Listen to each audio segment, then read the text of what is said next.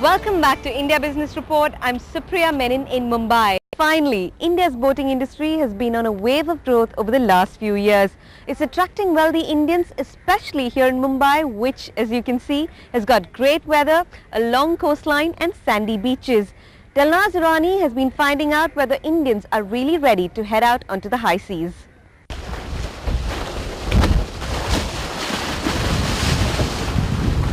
Cruising along Mumbai's vast coastline. This group of sailors come out here almost every afternoon to practice their favourite sport. Among them is 24-year-old Raj, who's been a professional sailor for the last 8 years.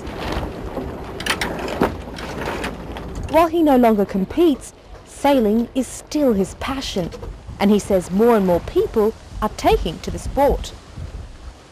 When I started sailing, I was just 16 years old, but today, if compared, you can see children starting sailing from the age of 9.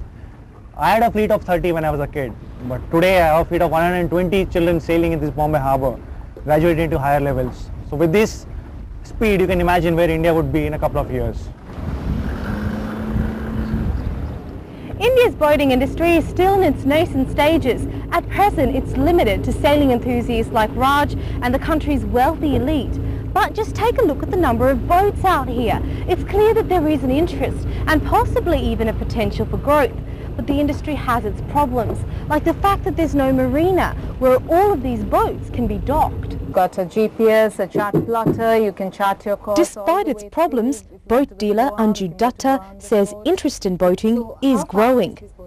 Showing around a prospective customer on one of the many boats her company represents, she mainly sells to wealthy, affluent Indians. Anju says in recent months her sales have gone up and there's still potential for growth. There are about 150 boats of different sizes, say in Mumbai, which is the major boating station, which is comparable to maybe a small marina in a village in Europe. But the potential to grow is tremendous because because there's no dearth of money. There's no dearth of interest. The conditions are perfect because the water is good. Our coastline is very beautiful. So if the infrastructure was to come up, it's not just because boating is about destinations, where to go to. Now, if there is a marina in Bombay, one in Alibag, say a few midway between Bombay and Goa, people would have destinations to go to. And that is how boating will grow. Then you would have maybe the similar number in 10 small marinas all along the way even to Goa.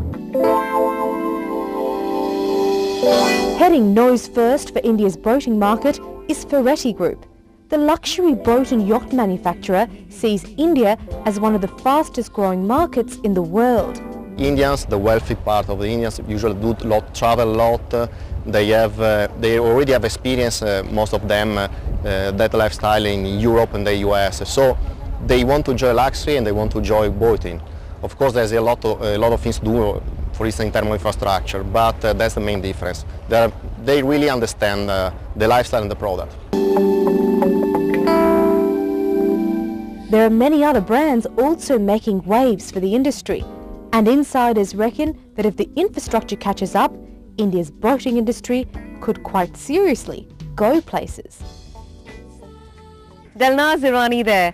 Well, that's all the time we have for you this week. Join us again next week when we'll be asking if new technology can make us safer and if India can really pull off its latest electronic census. In the meanwhile, if you have any questions or comments, do email us at asiabiz@bbc.co.uk. From everyone here on the team, thanks for watching. I'm Supriya Menon and I'll see you again next week.